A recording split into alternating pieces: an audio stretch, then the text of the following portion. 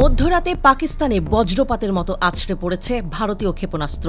Operation সিঁদুর ঘিরে আবারও বাড়ছে চিরবৈরী দুই প্রতিবেশী দেশের উত্তেজনা। ঠিক এই উত্তপ্ত পরিস্থিতিতেই পাকিস্তানের রাজনৈতিক আকাশেও উঠছে নতুন ঝড়।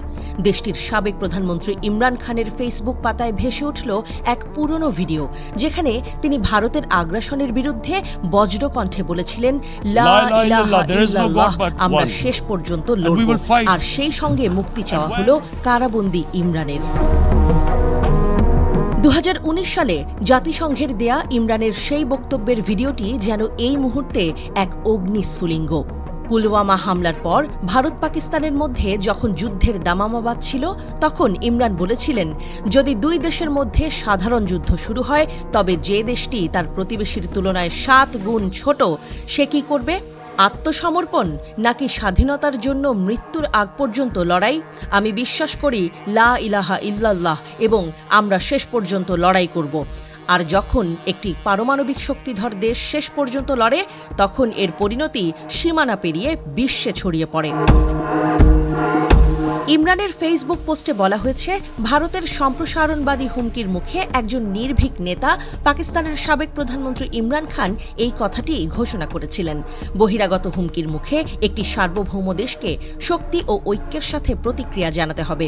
এই ঐক্য কেবল প্রকৃত নেতৃত্বেই সম্ভব। জনগণের কণ্ঠস্বর, বৃহত্তম রাজনৈতিক দলের নেতা এবং যে কোনো বহিরাগত আগ্রাসনের বিরুদ্ধে জাতিকে একত্রিত করতে সক্ষম একমাত্র ব্যক্তি ইমরান খানকে মুক্ত করার এবং পরামর্শ নেয়ার সময় এসেছে। মঙ্গলবার মধ্যরাতে অপারেশন সিঁদুর নামের এক ঝটিকা অভিযানে পাকিস্তানের 6টি শহরে ক্ষেপণাস্ত্র হামলা চালায় ভারত। পাঞ্জাবের শিয়ালকোট, ভাওয়ালপুর ও মুরিদকে এবং পাকিস্তান নিয়ন্ত্রিত আজাদ কাশ্মীরের মুজাফফরবাদ, বাগ ও কোটলিতে একের পর এক ক্ষেপণাস্ত্র আঘাত হানে। ভারতের দাবি, তারা জৈশ-ই মোহাম্মদ ও লস্করি তৈয়বার মতো জঙ্গি গোষ্ঠীর আস্তানা লক্ষ্য করে হামলা চালিয়েছে। তবে পাকিস্তান বলছে বেসামরিক এলাকাও আক্রান্ত হয়েছে।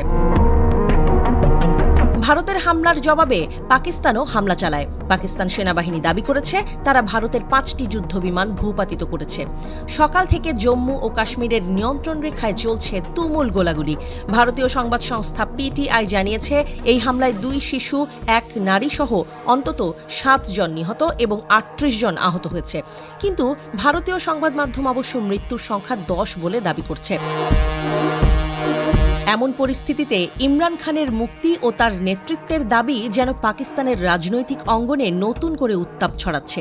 প্রশ্ন উঠছে, এই সংকটময় মুহূর্তে পাকিস্তান কি ইমরানের হাত ধরে ঐক্যবদ্ধ হবে, নাকি এই সংঘাত আরও গভীর রাজনৈতিক অস্থিরতা সৃষ্টি করবে?